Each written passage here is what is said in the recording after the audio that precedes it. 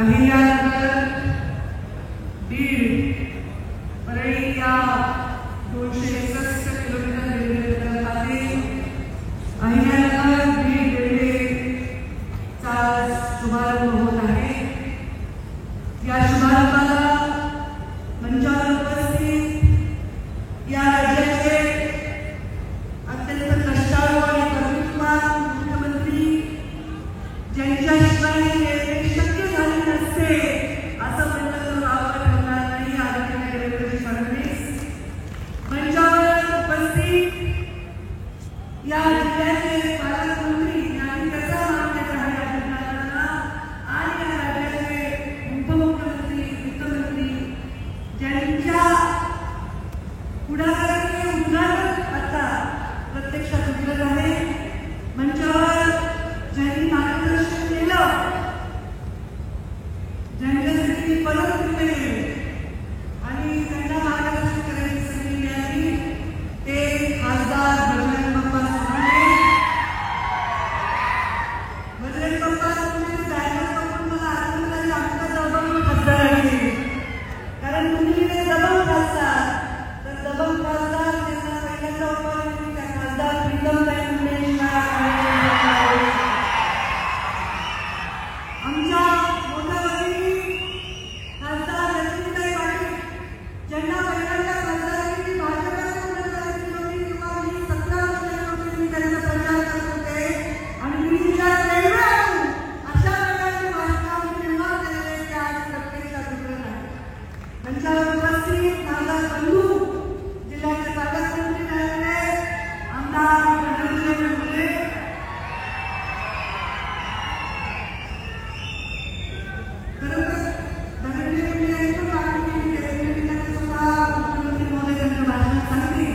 मंचावर उपस्थित आमदार मल्लिकाताई मुंदडा, मंचावर उपस्थित आमदार विजयसिंह पंडित, आमदार विक्रम काळे, माजी आमदार विनोद गोडे, केशवराव यादव, संजय राऊत, समोर बसलेले योगेश क्षीरसागर आणि सर्वच मान्यवर सगळ्यांचं नाव घेऊन आमच्या सैनिकांचे अध्यक्ष बोलायचे आमचे जिल्ह्याचे अध्यक्ष शंकर देशमुख आणि राम कुलकर्णी, आमचे जिल्हाधिकारी सीईओ आणि सेंट्रल रेल्वेचे धर्मवीरजी मीना, सर्व मंचावर उपस्थित सर्व रेल्वेचे आलेले अधिकारी आणि समोर उपस्थित माझ्या बीड जिल्ह्यातील या पावसामध्ये पूर्ण बीड जिल्ह्यामध्ये सगळीकडे अतिवृष्टी झाली असताना देखील प्रधानमंत्री नरेंद्र मोदी यांच्या कार्यक्रमासाठी सशक्त स्वस्थ आणि सशक्त परिवार या कार्यक्रमासाठी आणि आमच्या मुख्यमंत्र्यांच्या हस्ते या उद्घाटनासाठी शुभारंभासाठी उपस्थित माझ्या बीड जिल्ह्याची 72 जनता दोन्ही करून एकदा टाळ्या होत्या। जे या रेल्वेत बसणार आहे त्यांना या रेल्वेसाठी कोणाचं योगदान किती हे पूर्णपणे माहीत आहे।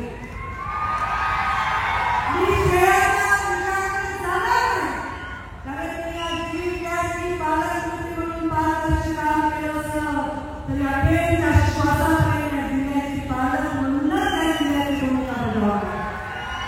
त्यामुळे या जिल्ह्यामध्ये अगदी 17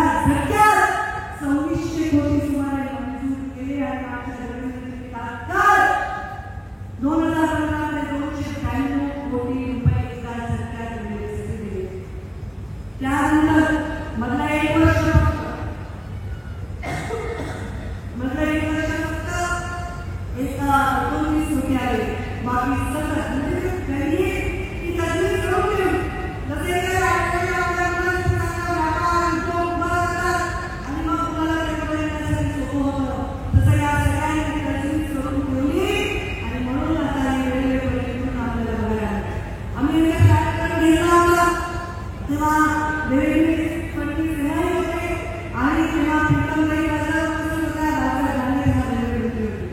आपल्या या देवेंद्रसाठी आम्ही सुरेश प्रभूंची खास आभार मानण्यासाठी त्यांना बाळासाहेबांना म्हणून त्यांचा सत्कार केला होता आणि त्यांनी सुद्धा त्यांच्या देवेंद्रची काळात भरून मदत केली. पियुष गोयलांनी मदत केली, चांदीदारांनी मदत केली आणि मोदीजींच्या संकल्पनेतून अक्षरशः 2 जूनला 3 जूनला पुण्यतिथीचे 2 जूनला मंजूर झालं. याबद्दल देवेंद्रजींचे कोटी कोटी आभार. आज दादा पालकमंत्री आहेत आणि दादाच्या कामाचा सगळ्यांना सपाटा माहिती आहे, पद्धत माहिती आहे. दादांना सकाळी 6 वाजता उद्घाटन केलं. हो दादा, तुम्ही मिटिंगमध्ये सगळ्यांना सकाळी आवडून त्याची सवय आवडली.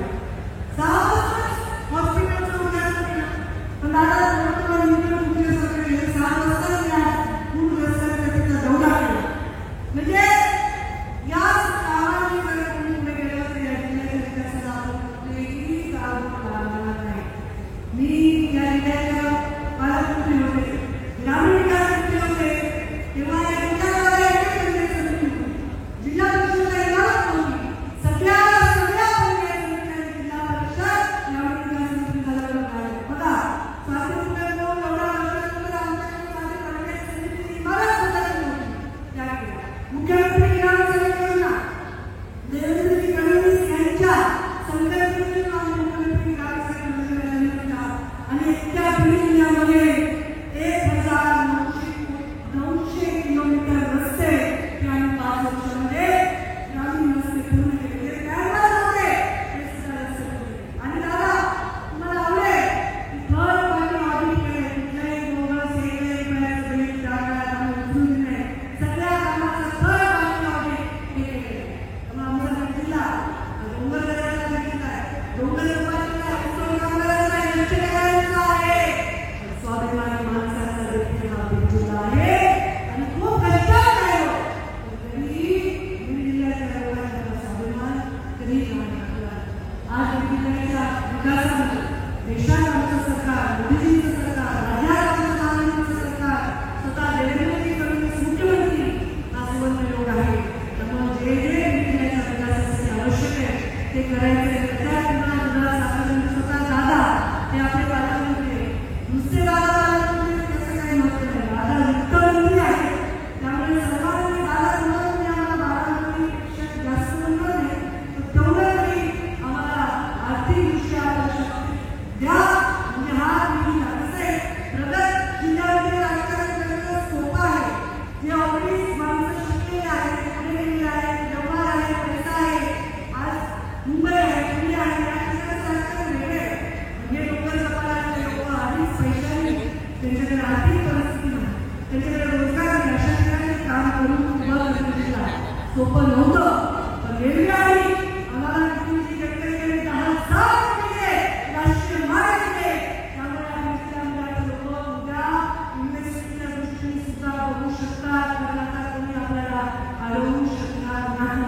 पाण्याचे लक्ष बऱ्याच अंशी मार्गी लावण्याचा निश्चय केलेला आहे आणि तो नक्कीच मार्गी लावल्याशिवाय जाणार नाही. मी आपल्या सर्वांना आज रेल्वेमध्ये बसून आपण एकदा रेल्वेमध्ये बसून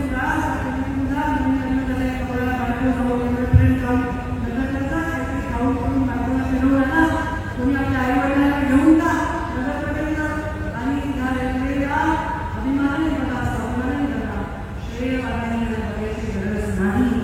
आता अमोलचं नाव घेऊन आता या सगळ्या मुलाला जास्त नाही, पण त्या मुलांनी सुद्धा हे आंदोलन उभं केले. अनेक लोकांची नावं घेतली वेळेवर घेऊ शकणार नाही. अनेक पत्रकार त्याच्यामध्ये आहेत, अनेक सामान्य नागरिक आहेत. पण हे भाग आहे की मोदीजी प्रधानमंत्री झाले आणि मोदीजींनी राज्याचा प्रचार बीडमधून सुरू करून तिथे शब्द दिला, ते रेकॉर्ड लावते की गोपीनाथ मुंडेच्या सपनाला पुरा करूनचा बीड जिल्ह्यातून रेल्वे सुरू केली. आणि त्यामुळे आज त्यांच्या वाढदिवसाच्या निमित्त शुभारंभ होते. त्याबद्दल प्रत्येक आनंद व्यक्त करते आणि बोलली म्हणजे आमचे मुख्यमंत्री आणि उपमुख्यमंत्री यांना सांगते की तुम्ही कृपादृष्टी बीडवर वित्तीय ठेवा. तिथे एकही या भागामध्ये